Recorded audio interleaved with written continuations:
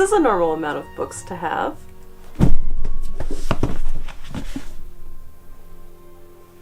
Hello, welcome back. My name is Christina.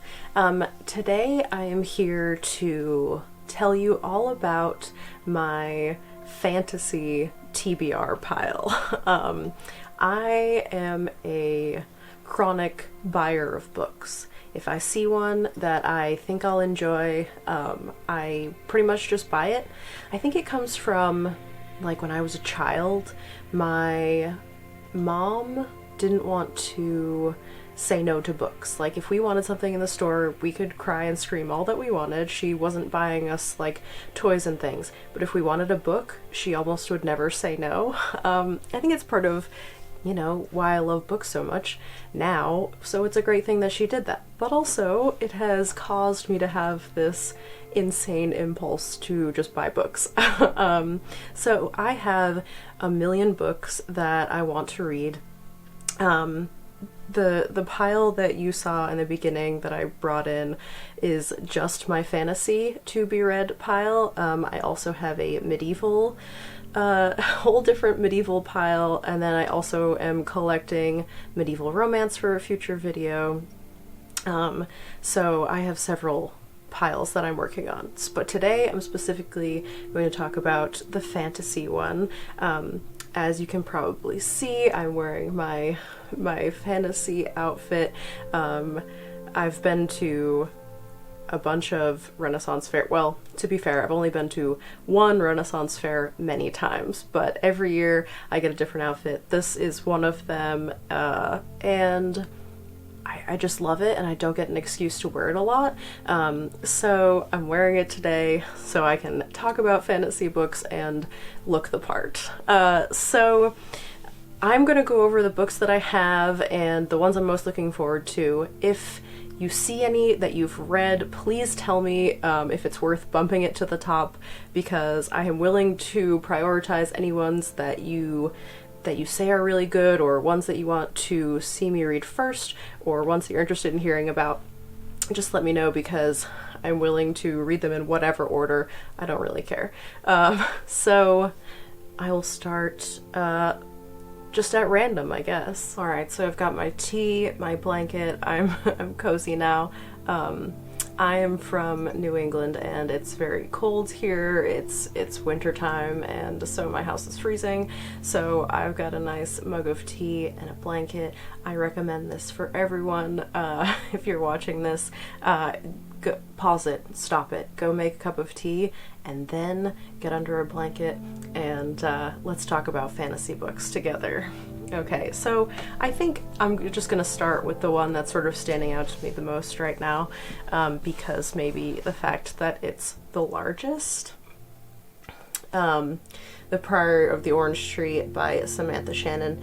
This is a gigantic book. I actually went to a bookstore and was just browsing, and I saw this on the shelf, and I took a picture of it with my phone because it was like crazy expensive there, and I knew I could buy it for cheaper other places, so I went home and I just had the picture of it in my phone for a while, and didn't buy it for a bit. But then I was like looking for something to read, and I saw that picture in my phone, and I was like, oh man, I should get that. So I ended up purchasing it, and it's just been on my in my pile for a while.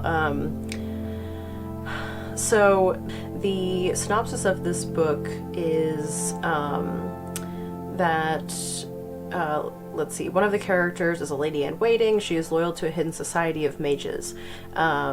She keeps an eye on Sabran, secretly protecting her with forbidden magic.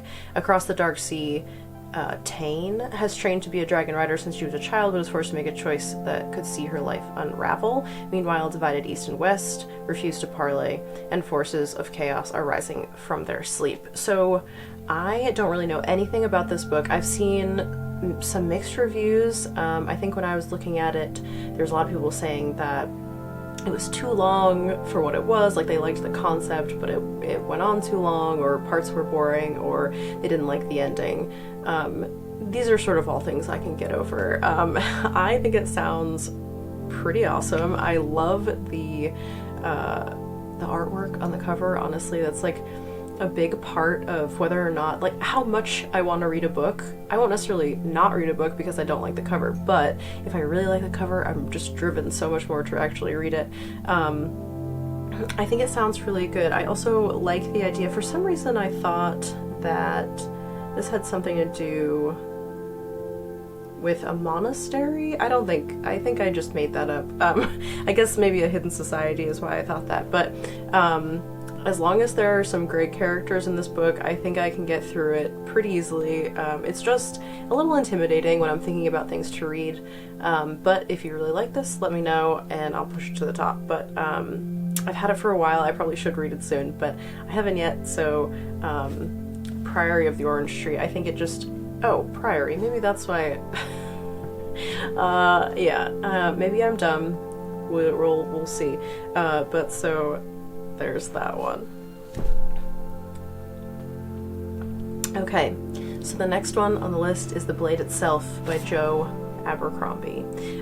This is another one that I've had for a while that I heard really good things about, but I'm just not sure, or, I mean, obviously I'm sure I want to read it because I bought it, but I go through phases where, like, I'll read a book and then I'll have to sort of like consider what mood I'm in before I choose my next book, and for whatever reason I just haven't been in the mood for this. It strikes me as something that's going to be sort of like violent and intense, and while I can definitely get into that, I just haven't been in a place where I wanted that recently, so I haven't read it yet. I've heard really great things about him as a writer, and I want to read more of his stuff, so I feel like I should just, you know, bite the bullet and read it. There is no description on the back of this one. I honestly don't remember what it's about because I bought it so long ago. But, I mean, the quotes on the back are bloody and relentless, George R.R. Martin. Abercrombie writes fantasy like no one else, from The Guardian. Lord of the Rings as directed by Kurosawa, which makes me think that my boyfriend would really like this, actually. But I have yet to read it, and I'm sure it's awesome, but I don't know. I haven't been in the mood for it yet. Alright. Next up, we have Malice by John Gwynne. I heard really great things about this as well. I heard a lot of people recommending this. I heard people talking about this on some booktube videos that I was watching, and people were like, I was blown away by this. It was astounding. It looks like it follows 4 different characters. Let's see. The Banished Lands has a violent past where armies of men and giants clash in battle, but now giants stir anew, stones weep blood, and there are sightings of giant worms. Those who can still read the signs see a threat far greater than the ancient wars, for if the Black Sun gains ascendancy, mankind's hopes and dreams will fall to dust. I mean, that's a pretty intriguing description. I actually just started listening to one of his audio books. Let's see. I'm sorry, I forget what it's called. It's like Shadow of the Gods or something like that, but so many books are called that. Shadow of the Gods, I was right. So I started listening to that, and I like the concept, and the writing style is really interesting. There's been like a lot of fight scenes which lose me sometimes, especially if I'm not like super invested into the characters. And he also does this thing where his writing is like well done but a little bit vague, so you are supposed to like learn things about the world through like context clues and the way people talk about things, but it almost feels like I'm missing a chunk of information that I should have. And sometimes with audiobooks I like do miss a little bit of information, so like maybe there's stuff that I just missed and I should have picked up on, but I do sometimes feel like listening to this book so far that it almost feels like there was a book that I missed that I should have read before this one, even though it's the first in the series, and I get a little bit frustrated sort of trying to understand what's happening, and especially listening to it, I don't know, I just get a little bit lost. So I'm a little bit scared for this one, but I've heard really great things, and so I'm definitely going to give it a try. If you've read this, please let me know your experience with it. No spoilers, obviously, but I do want to know if it's similar to Shadow of the Gods or, you know, or totally separate, its own thing. But I've had this one not too long, but for a while. I have this weird thing where, like, I really like the small paperbacks, the mass market paperbacks, and so if I have a book that's bigger, perhaps these ones, that's why these ones haven't been read yet, but if it's like a large like this, I don't enjoy reading it as much, like, physically, so I tend to avoid it.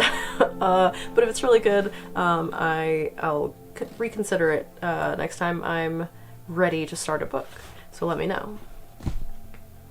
Next on the list is Mythigo Wood by Robert Holdstock.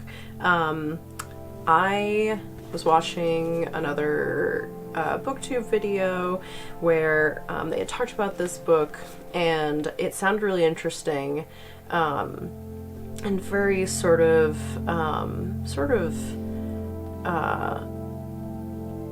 like symbolic, or full of metaphors, you know. So the description says, "Deep within the wildwood lies a place of myth and mystery, from which few return, and of those few, none remain unchanged. Stephen Huxley has already lost his father to the mysteries of Ryehope Wood. On his return from the Second World War, he finds his brother Christopher is also in thrall to the mysterious wildwood, wherein lies a realm where mythic archetypes grow flesh and blood, where love and beauty haunt your dreams, and in promises of freedom lies the sanctuary of insanity." It sounds very interesting. It sounds like something I probably would have really loved in college, but it sounds super interesting, and I like the idea of the mysterious forest. I think that's like a super interesting concept, and obviously, you know, has been used in literature so much, but it always sort of represents like the unknown and many different things. But I think this sounds super interesting. But I did just get it recently, actually, so I don't feel too bad about the fact that I haven't read it yet. But I haven't, you know, sometimes, whatever it is, I think because when I was in high school, they focused so much on World War II. I feel like 90% of my high school education was about World War II, that like anytime World War II is mentioned in a book, I'm like straight, like, I just don't feel like it. And like I was saying about Ken Follett in my previous video, I love his work, and I listened to an audiobook of his that was about a spy in World War II, and I loved it. But every time I think about reading his other World War II novels, I'm like, ugh, World War II, more World War II. I don't think I can do it. So I think when I see World War II, I'm just like, maybe I'll read this one later. But supposedly it's really good. And so that's definitely on my list. I'm definitely going to try to get to this soon. So this next book has been on my list in my TBR pile for so long. It's The Black Company by Glenn Cook. This is my boyfriend's favorite book of all time.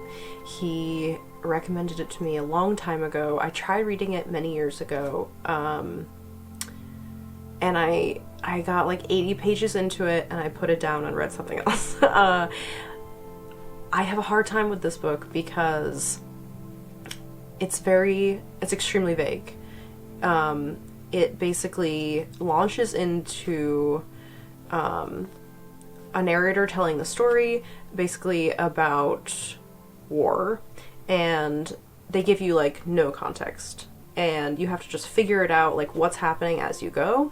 And I like the idea of that, and the themes and sort of ideas of this book I find super interesting, and I do want to read it, and I just have such a hard time getting into it. I know that it's going to be a struggle, which is why I keep putting it off.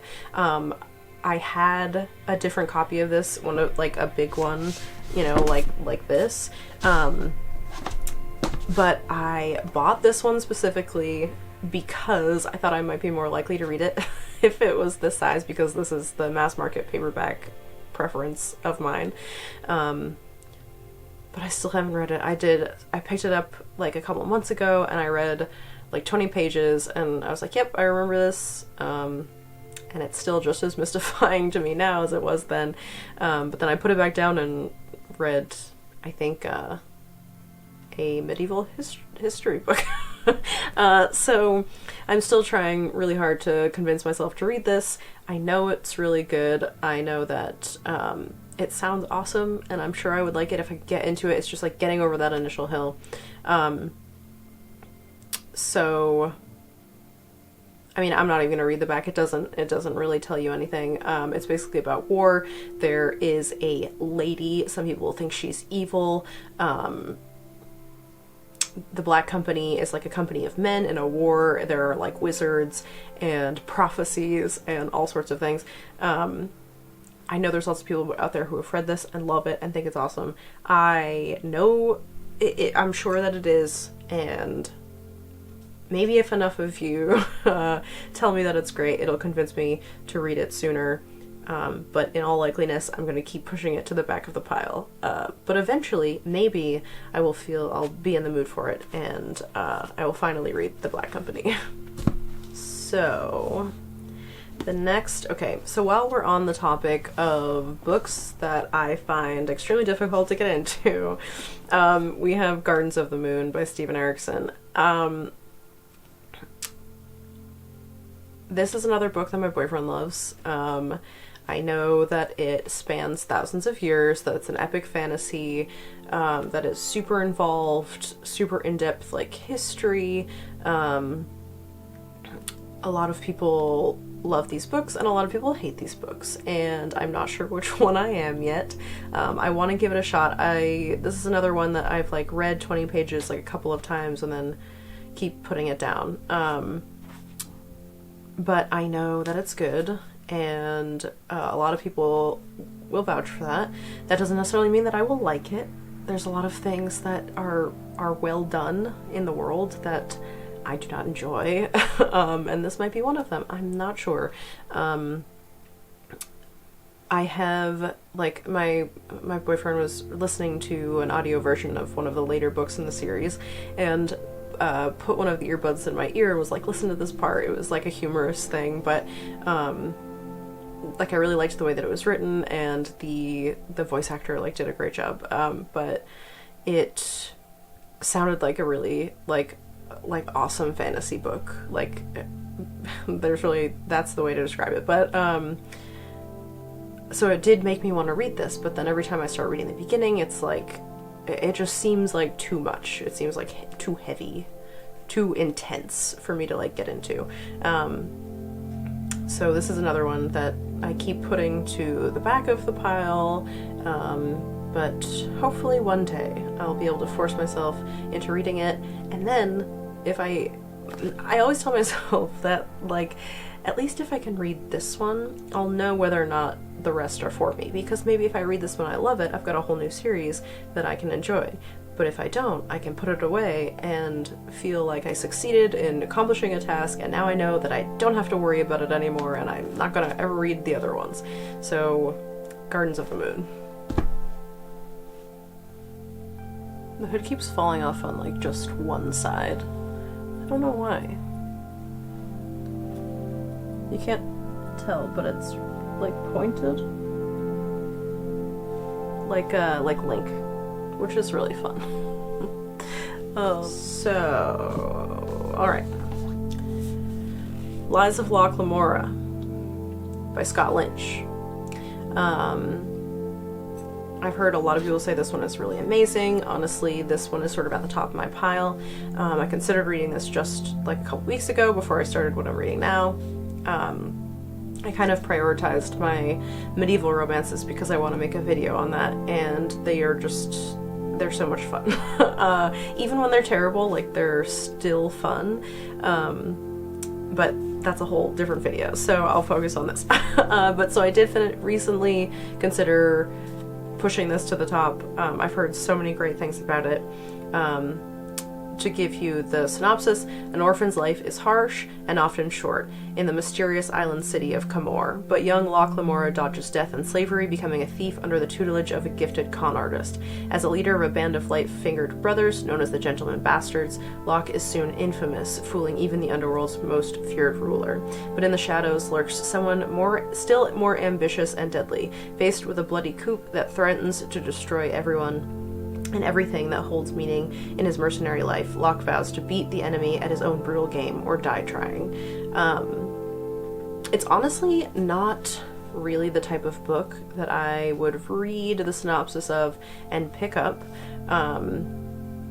but I think because it has gotten so much praise, it sort of convinced me to buy it. Like, it's like a pretty good synopsis. It sounds intriguing, but like thieves, assassins, like the Assassin's Trilogy, I know that's not what it's called, but all three books are called Assassin something or other by Robin Hobb.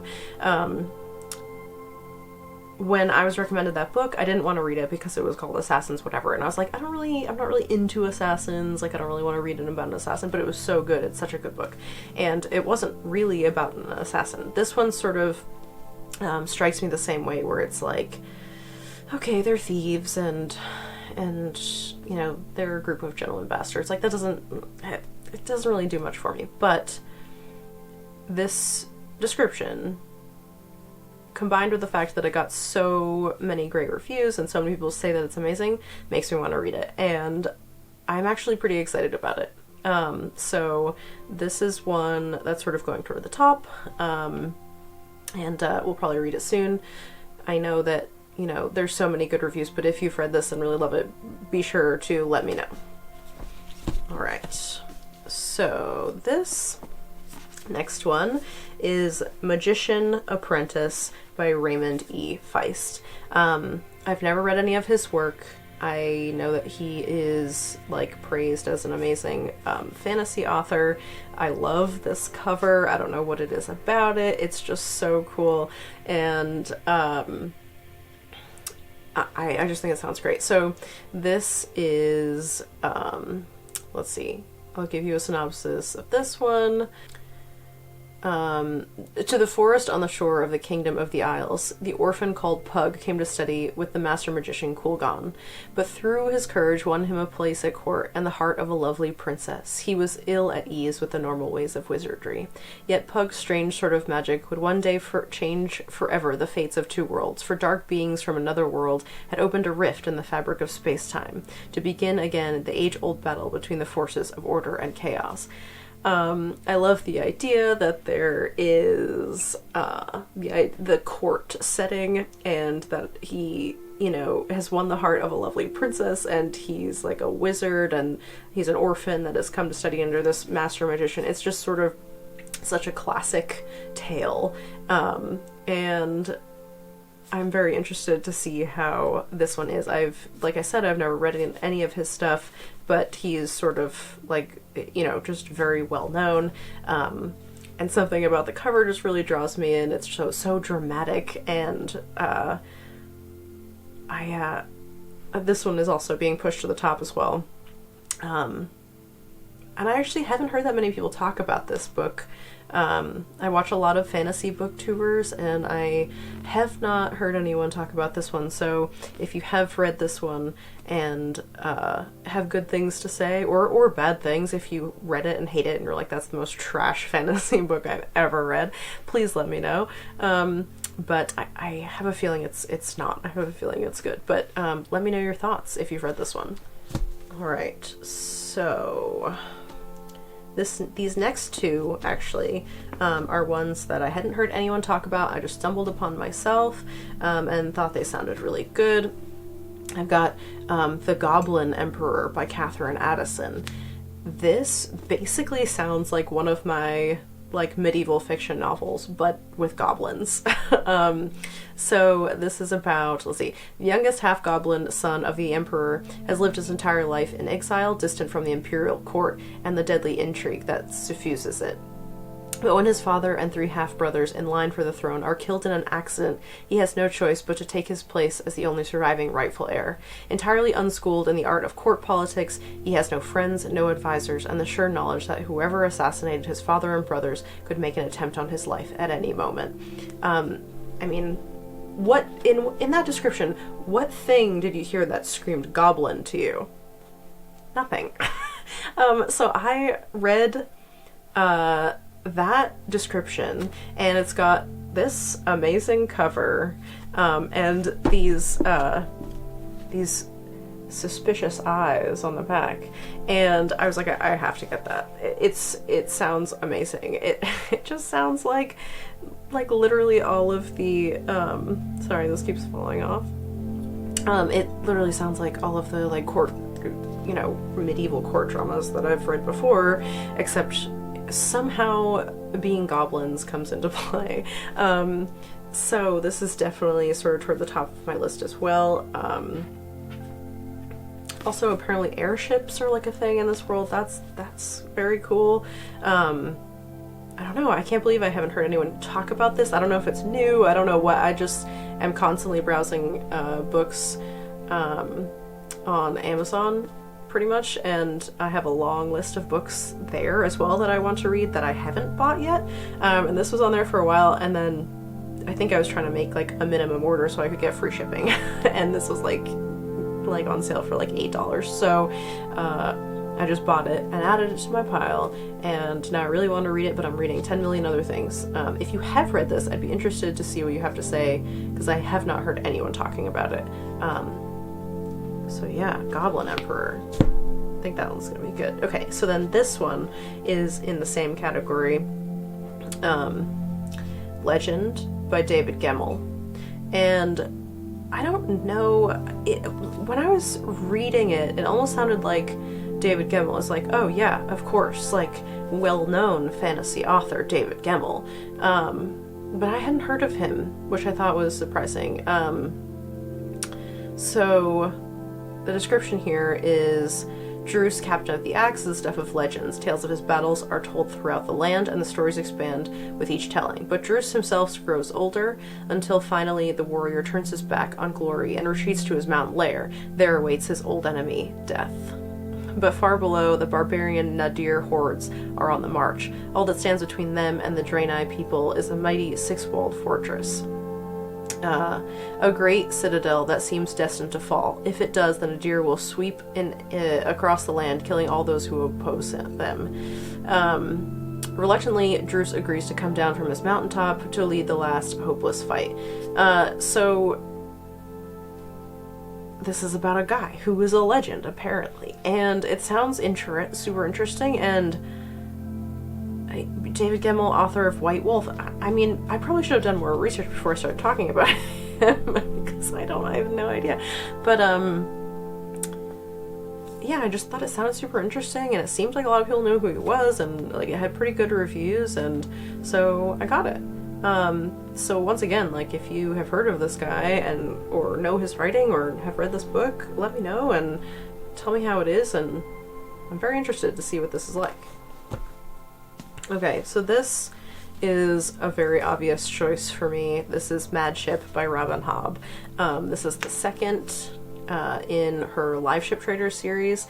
The first one was amazing. I talked about it in my top 5 of the year list, and I'm so excited to read this. It's been one of those things where it's like, I finished reading a book and I'm like, am I in the mood for this?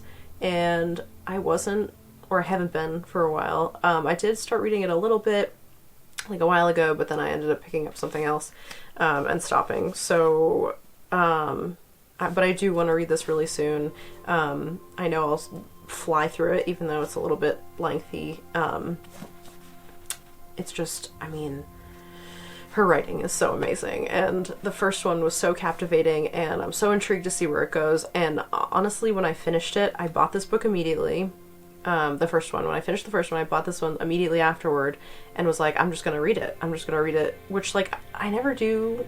Like, maybe I should, but I never do with series. Like, even if I have all of them or whatever, I never read them back to back because I need, like, a little bit of a break. Like, I need a genre change after I read a book, or else I get sort of stagnant, or I get, like, a little bit bored. So I can't just read, like, back to back of, like, the same book or, like, even genre most of the time. So I didn't read this right after, and it's been a while. I finished the first one in April or May, and so now it's almost December, and I haven't started reading this one yet, but I've read a lot of other things, so that's my excuse. But I know this is going to be really good. I'm not, like, you know, I don't need to seek reviews or anything like that. I know it's going to be fantastic. It's just a matter of, do I feel like reading it? And so far, not yet, but I know I'll love it once I do. So, but this is, you know, it's in there. It's in my pile, so there you go. Okay, so I have 3 more that I don't think you necessarily would consider them fantasy, but I'm putting them in my fantasy pile because they're certainly not medieval fiction. So I'm going to, for this video, I'm going to consider them fantasy. They have, like, sort of fantasy elements to them. Also, people always lump together, like, sci-fi and fantasy, so I'm gonna do that too. So we'll start with this. This is Hyperion by Dan Simmons. Dan Simmons has this awesome series. I forget what it's called. I think it's Ilium. Ilium, I think, is the first one. That book was awesome. So I had mentioned before how I am really into anything that is, like, ancient Greece or, like, ancient Rome or, like, that sort of thing. And he wrote a book that was essentially, the Battle of Troy, but it took place on a different planet, and the gods were only, wait, I'm not gonna say that because that's a spoiler. If you want to read that book, it's a huge spoiler. So never mind, I'm gonna take it back. Just know that that book is really cool, and it is basically like a sci-fi retelling of the Battle of Troy. So if you think that sounds interesting, you should read it. It's really good. But so I know I like Dan Simmons. I've had Hyperion for a while. I know that tons of people say it's awesome. I'm very particular about sci-fi. I went through a phase when I was in college. I was playing Mass Effect, and I was super obsessed with everything sci-fi. And so that's when I read the most sci-fi. But since then, I love sci-fi, but I'm very picky about it. And I don't know. I feel like I just always think back to that hype. The Ilium, and just like, oh man, if all sci-fi could be like that. But I think this book will be really good. I've heard really great things. Let's see, to give you an idea what it's about. On the world called Hyperion, beyond the law of hegemony, I don't know if I'm saying that right, hegemony of man, there awaits a creature called the Shrike. There are those who worship it, there are those who fear it. There are those who have vowed to destroy it. In the Valley of the Time Tombs, where huge brooding structures move backward through time, the Shrike waits for them all. On the eve of Armageddon, with the entire galaxy at war, 7 pilgrims set forth on a final voyage to Hyperion, seeking the answers to the unsolved riddle of their lives. Each carries a desperate hope and a terrible secret, and one may hold the fate of humanity in his hands. I mean, first of all, how is that, like, not fantasy? Okay, that is, like, the most fantastical like description I've ever read. But it just sounds really good, right? Like, that description is crazy. And obviously it's going to be, like, I know it's good for sure, but And once again, it's like a mood thing. I keep thinking like, oh, am I in the mood to read a sci-fi? And then I like, not really. But I sort of wish I would force myself, because I've had this one for a while. So definitely let me know if you've read this. But I'm gonna force myself soon. So Hyperion is definitely there. Then keeping on with the sort of sci-fi theme, we have Neuromancer by William Gibson.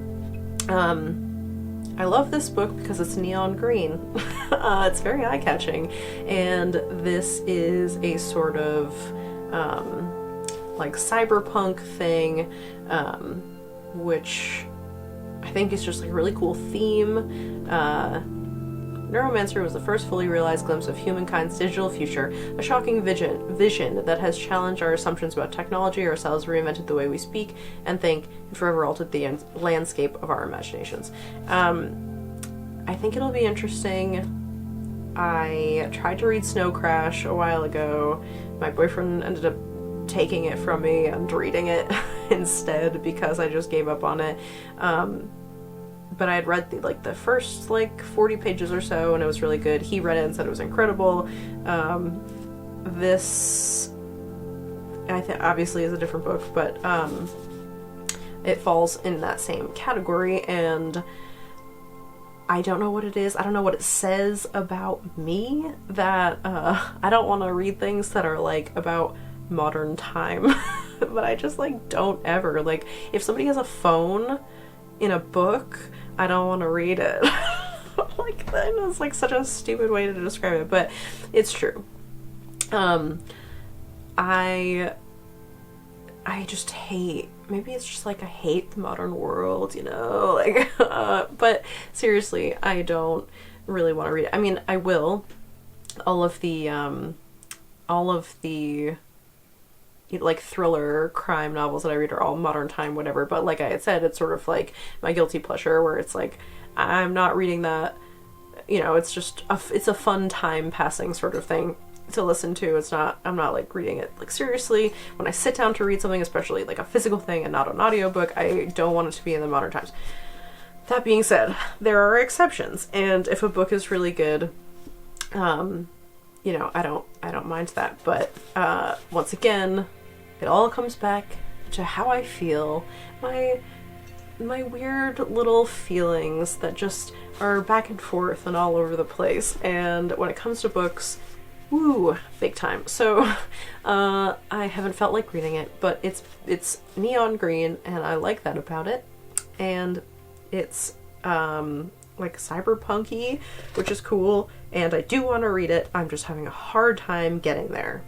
So please, maybe even if you haven't read it, just pretend that you have, and just write in the comments how great it is, so that I will read it. And then I can be out of my TBR pile someday.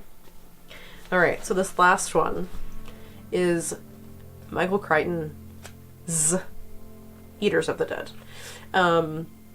This sort of combines my two great loves of fantasy and medieval. It takes place in 922, and basically there's an expedition into the north with a party of Vikings, and there is something going on, some sort of creature or something in the night that is killing people, and you don't know what it is. I don't know what it is yet. It's supposedly really good. There's a movie based on it. My boyfriend loves the movie and keeps telling me to hurry up and read this so that we can watch the movie together because it's one of his favorites. I bought this actually when I was going to visit my brother. I have to take a 5-hour plane ride when I go to visit him, and then that means just a full day of traveling, 12 hours or so. And I was I'm gonna need something really good to read while I'm in the airport and on the plane. And so I bought this book thinking it'll be something good to read, but that was when I had actually, right before I bought this, I had just started the Live Ship Trader series by Robin Hobb, and so I didn't read this because I was reading that and obsessed with it. So this has just been in my pile since then, but it's pretty short, so I feel like I could read it fairly quickly, and it is getting pushed to the top, so soon. I'll read it very soon. Maybe when I'm done with my medieval romances, I'll read a medieval Viking death book. So yeah, so that's everything. That's everything on my fantasy list. Just to sum it up, like, once again, if you have read any of these books, you know any of them, and you want to, like, let me know what you thought about them, as long as there's no spoilers, because I plan on reading all of them, like, for sure. But if you want to, you know, say good or bad or whatever, definitely let me know. If there are fantasy books that that you know that, like, remind you of any of these lists, or you've thought of some that I might like based on this list, let me know, because just because I know that I'm addicted to book buying doesn't mean I'm gonna stop or that I want to stop. So let me know and I will add it to my list. I have a whole list of books that I could tell you about on my Amazon page, but we won't get into that at the moment. Alright, so yeah, so that was my whole list. Those are the books that that I will be reading in the future, fantasy-wise. If you, or those are the ones that I'll be talking about, so you can look forward to hearing about them. I plan on making another video that is just my medieval to-be-read pile, so you can look forward to that. And then lastly, I'm gonna do, once all of my medieval romance books are in, I will show you all of those and the ones I'll be planning on reading, and that's that. And my hood has officially fallen off. Just go like this, that's the only way it'll stay. Thank you very much for watching this video, and I will see you again very soon.